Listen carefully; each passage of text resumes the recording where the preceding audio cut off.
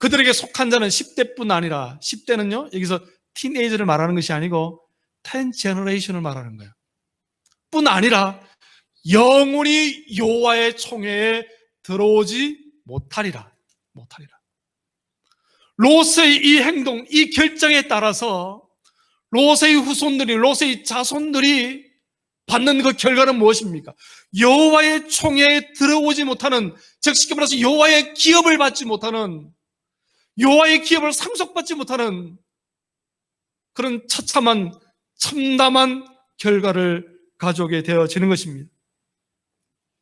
사랑하는 성도 여러분, 우리는 다시 한번 결단해야 됩니다. 다시 한번 우리 자신을 돌아봐야 됩니다. 분명한 말씀의 표대를 쫓아가야 됩니다. 여러분, 배를 타고 갈 때에 요즘같이 GPS가 잘 위성 항법 장치가 잘 되어 있는 경우는 문제가 없지만 고대인들은 이 항해법을 어떻게 개발해야 되고 어떻게 목적지까지 바다를 항해한 줄 아십니까? 동해의 항해법을 보면요, 항해법을 책을 보면요, 이게 경도는 쉽습니다. 해가 어디서 떠죠? 동해에서 뜹니다. 그리고 서해에서 지죠. 정오에 해 그림자를 바라보면서 경도를 계산을 합니다. 1시간에 해가 15도씩 움직이죠. 동해에서 서로 움직입니다. 위도는 어떻게 잡습니까? 북반구는요, 북극성을 중심으로 6분위를 나눕니다. 6등급으로 나눈 거예요. 북극성이 북극에 있죠. 정북극을 향해 있거든요. 그러니까 쉽게 말해서 북극성을 중심으로 6분위를 나눠서 위도를 따라가는 거예요. 요즘으로 치면 30도, 40도, 50도 이렇게 올라가는 거예요. 그렇게 명확한 GPS 항법 장치가 없음에도 불구하고 고대인들은요, 배를 타고 목적지까지 분명히 갈 수 있었다는 것입니다. 왜 그렇습니까? 분명한 항해의 가이드라인이 있었기 때문에 그렇죠. 사랑하는 성도 여러분, 우리가 예수 믿는다고 하면서 우리 신앙의 가이드라인은 어디에 있습니까? 무엇입니까? 바로 하나님 말씀을 떠나지 아니하는 것입니다. 하나님 말씀을 붙잡고 있는 것입니다. 하나님 말씀과 동행하는 것입니다. 하나님 말씀이 나의 삶이 되는 것입니다. 어려운 것이 아닙니다. 신앙의 삶은요, 단순한 것입니다. 그래서 삶의 목적을 다윗은요, 오늘 2절 말씀을 통하여서 여호와는 나의 반석이시요 나의 구원이시요 나의 요새시라고 분명히 고백할 수 있게 되어지는 것입니다. 사랑하는 성도 여러분, 다윗의 이 2절의 고백이 반중한의 삶을 살아가는 저와 여러분들의 고백이 되시기를 주님의 이름으로 소망합니다. 여호와는 나의 요새시요 나의 반석이시요 나의 구원이시요, 내가 어떠한 일을 만날지라도, 어떠한 환경에 처할지라도, 어떠한 상황과 여건에 놓여 있을지라도 나는 흔들리지 아니할 것입니다. 왜? 하나님의 말씀이 나와 함께 계시기 때문입니다. 그러한 고백이 저와 여러분들의 고백이 되시기를 주님의 이름으로 소망합니다. 다윗은 무엇을 바라보았습니까? 삶의 능력이 어디에서 나오는지를 알았다는 거예요.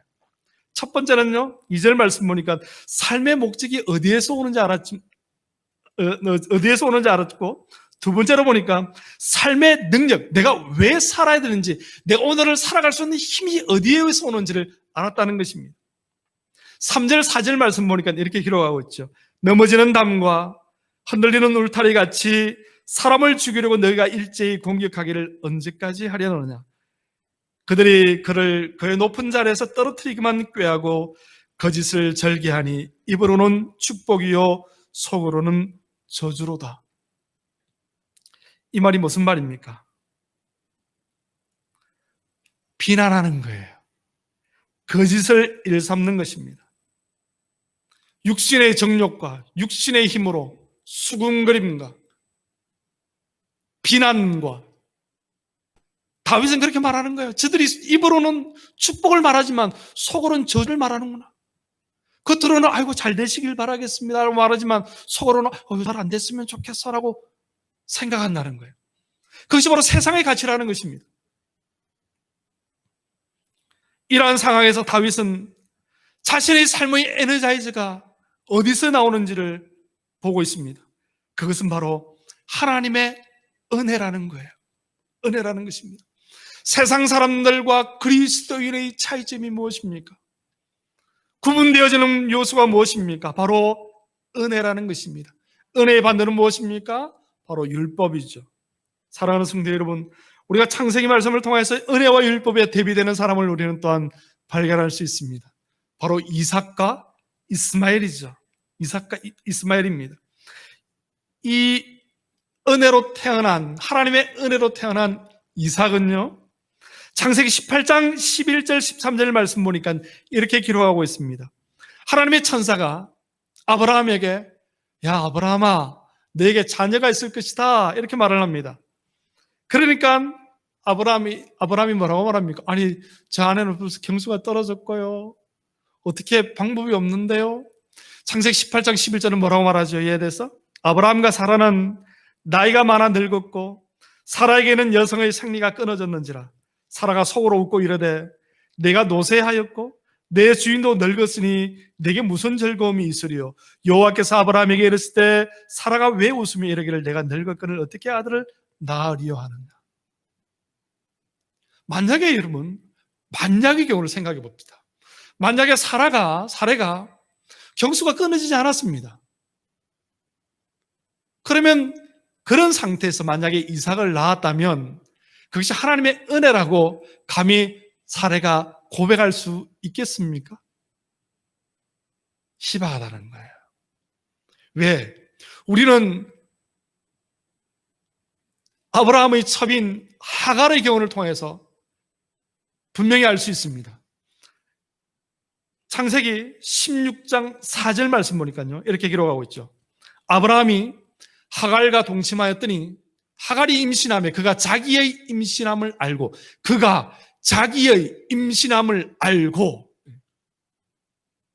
자기가 했다는 거예요. 자기가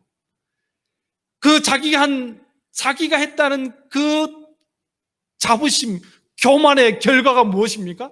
그 다음 내용이 나오죠. 그의 여주인을 멸시한지라. 은혜가 떨어지면요, 사랑하는 성도 여러분, 죄송한 말이지만 은혜가 떨어지면요, 멸시하는 거예요. 교만해지는 거예요. 이제까지 내가 하나님의 은혜로 살았습니다라고 고백하지만 율법이 내 안에 들어오면 내가 그래도 주의를 잘 지켰는데, 내가 그래도 한 달에 한 번씩 금식하는데, 내가 그래도 무엇을 지키는데, 무엇을 행하는데 가 되어지는 것입니다. 사랑하는 성도 여러분, 우리가 이제까지 삶을 살아온 것은 율법의 힘으로 내가 잘나서 된 것이 아니라 모든 것이 하나님의 은혜인 줄 믿습니다. 하나님의 은혜라는 거예요. 하나님의 은혜라는 것입니다. 다윗은 그것을 알았다는 거예요.